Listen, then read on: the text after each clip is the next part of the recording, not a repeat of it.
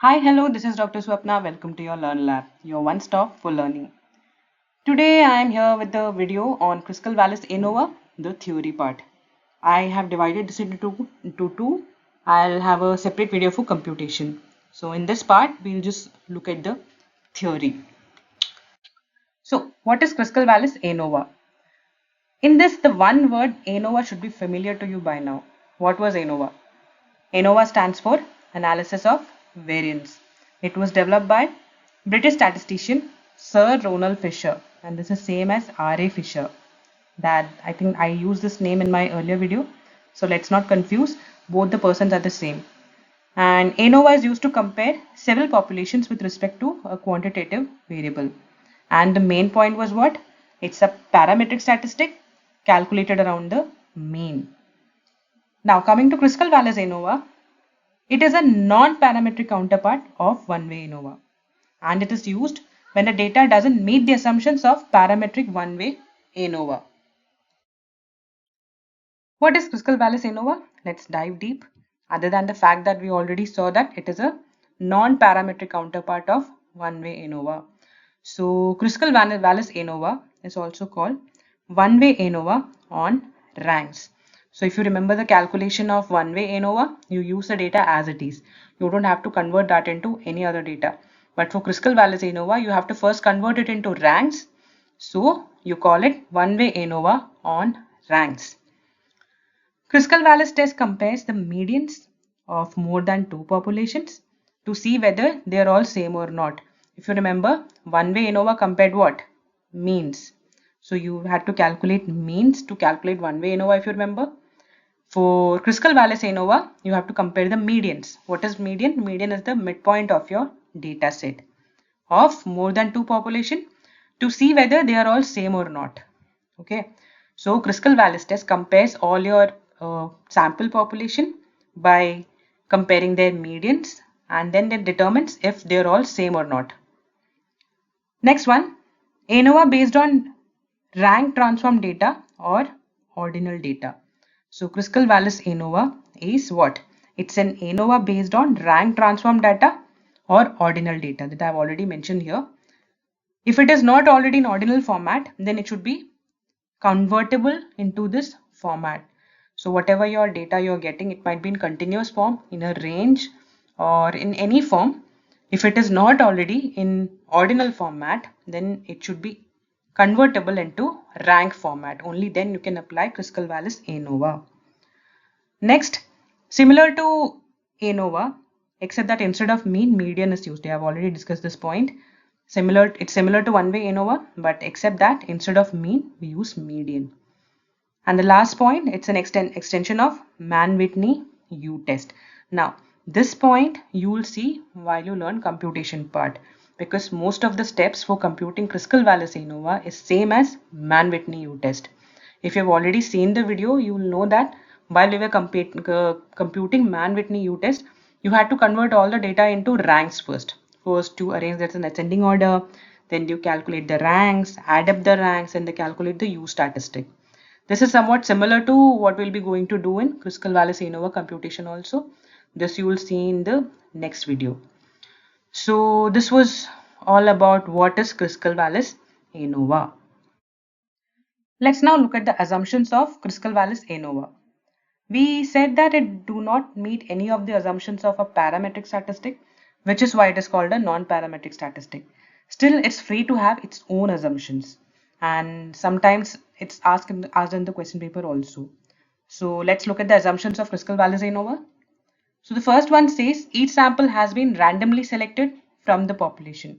What does this mean?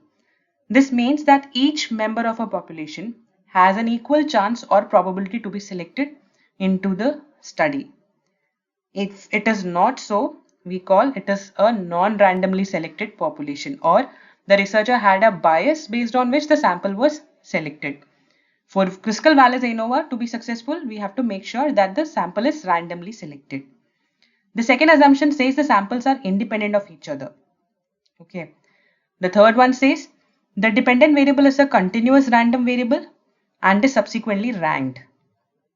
So Kruskal-Wallis ANOVA is all about ranks. Okay, so to calculate it, we have to have data which can be converted into rank. The underlying distributions from which the samples are derived are identical in shape, but they do not have to be normal.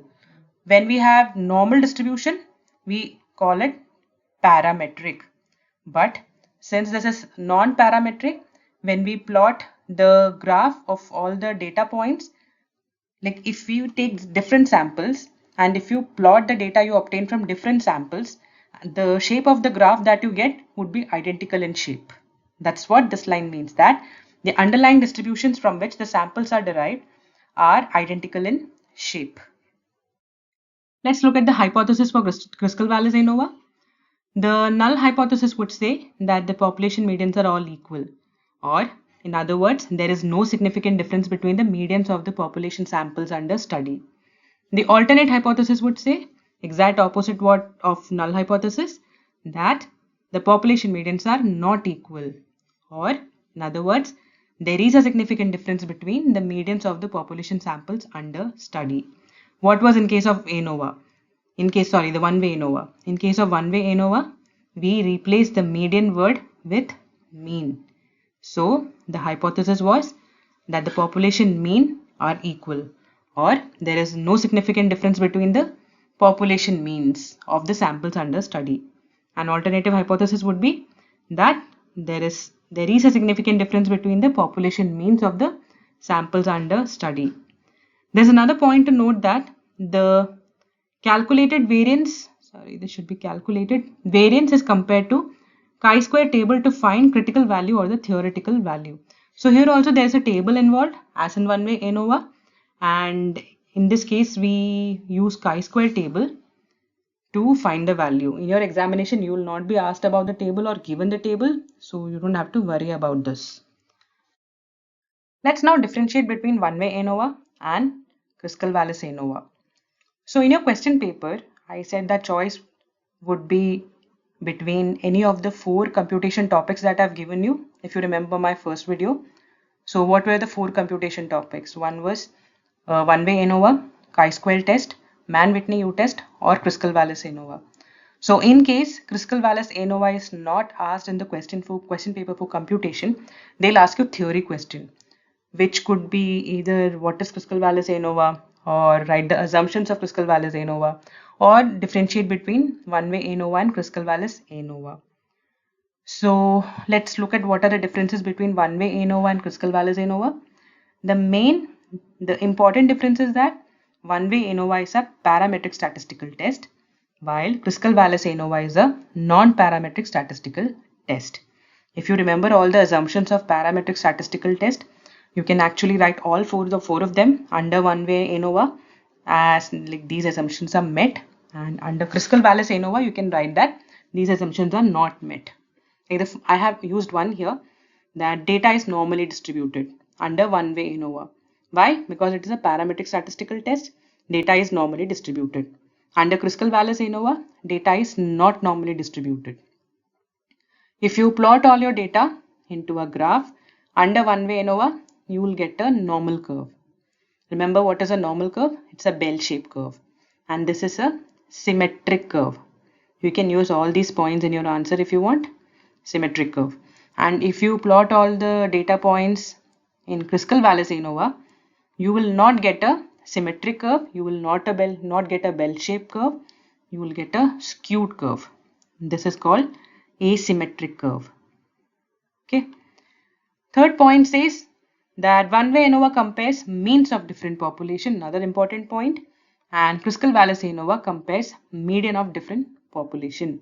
So for any parametric statistical test, mean is the measure of central tendency, while for non-parametric statistical test, median is the measure of central tendency. Next is null hypothesis. We have already seen what the null hypothesis for Kruskal-Wallis ANOVA is. Let's compare it with what it would be for one-way ANOVA. For one-way ANOVA, null hypothesis would say that there is no difference between the group means, while for Kruskal-Wallis ANOVA, the null hypothesis would say that there is no difference between the group medians. And similarly, alternate hypothesis would say there is a significant difference between group means, And alternate hypothesis for Kruskal-Wallis ANOVA will say that there is a significant difference between group medians. Next is that one-way ANOVA uses the data as it is. Like you didn't have to convert the data into any other form. But for Kruskal-Wallis ANOVA, it converts the data into ranks first. So whatever data you get, it should be something that can be convertible into ranks for you to apply Kruskal-Wallis ANOVA. So this you will remember more after you learn the computation part also. The scale of measurement is continuous or interval. Okay, the scale of measurement for Kruskal-Wallis ANOVA is ordinal. Ordinal is the scale where you are able to rank your data. Okay, so this was the difference between one-way ANOVA and Kruskal-Wallis ANOVA. So there's another fact about Kruskal-Wallis ANOVA is that it is an extension of the Mann-Whitney U-test. Because of the similarity, computation is going to be very easy for you if you have already seen the Mann-Whitney U-test. So that was all about the theory part of Kruskal-Wallis ANOVA. This was pretty short, right? So if you have seen all of my 4 theory videos, you will see that most of the points are same for assumptions. Like the data is independent and what kind of scale it should be, if it is parametric or non-parametric. So if you can form an association with all of these, it would be easy for you to remember these things also. So that was it then.